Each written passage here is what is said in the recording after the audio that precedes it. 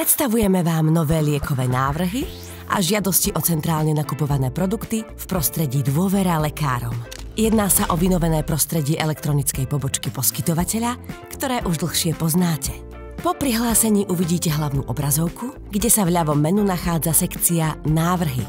Keď si ju otvoríte, môžete si pozrieť zoznamy podaných návrhov alebo vytvoriť nový návrh na zdravotnú starostlivosť. Nachádzajú sa tam aj ďalšie sekcie súvisiace s centrálne nakupovanými produktmi.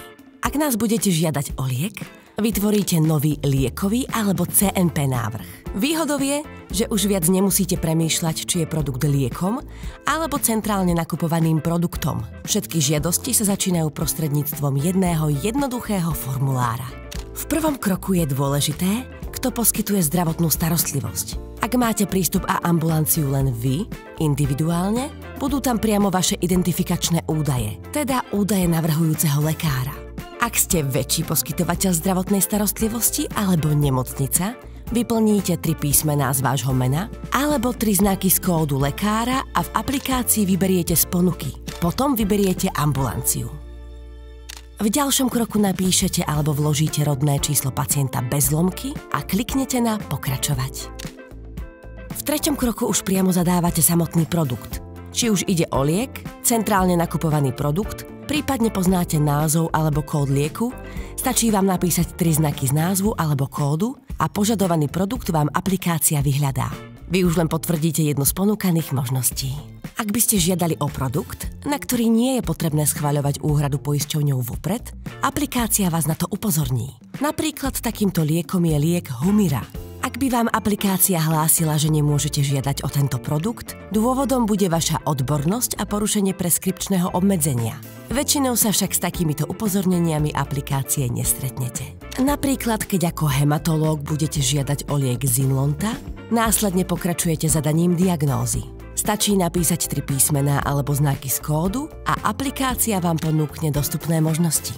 Aplikácia sa bude tiež pýtať, či máte povolenie z Ministerstva zdravotníctva. Väčšina žiadostí ho nepotrebuje, iba ak by ste žiadali o výnimku. Ďalej vyberáte kód indikačného obmedzenia. Keď kliknete vpravo, zobrazia sa indikačné kódy a jeden z nich si vyberiete.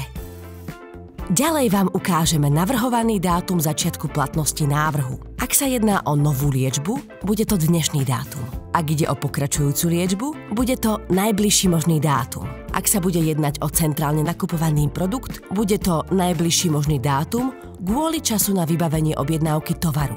Následne zadáte požadované množstvo. Dávkovanie môžete napísať také, ktoré si zadáte vy. Popis spôsobu dávkovania nemusíte vyplniť. Nasledujú textové polia. Epikríza znamená dôvod a požadovaný účinok liečby. Ak nepriložíte lekárske správy do prílohy, budeme od vás požadovať minimálne 160 znakov na vyplnenie. Zdôvodnenie znamená všetky informácie o pacientovi pre poisťovňu, liečbe a jeho SVLZ hodnotách a výsledkoch, ktoré preukazujú splnenie indikácie požadovanej liečby. Rozsah je totožný ako pri epikríze. Ak preferujete nepísať a nekopírovať texty, môžete vložiť prílohu s informáciami. Už iba kliknite na Odoslať. Zobrazíme vám číslo prípadu a lehotu, dokedy prípad spracujeme. Taktiež dostanete potvrdzujúci e-mail o evidencii žiadosti. V ľavej sekcii uvidíte zoznam podaných návrhov. Tam môžete vidieť svoj odoslaný návrh. Ďakujeme, že využívate naše elektronické služby. Spoločne sa snažíme zlepšovať zdravotníctvo na Slovensku.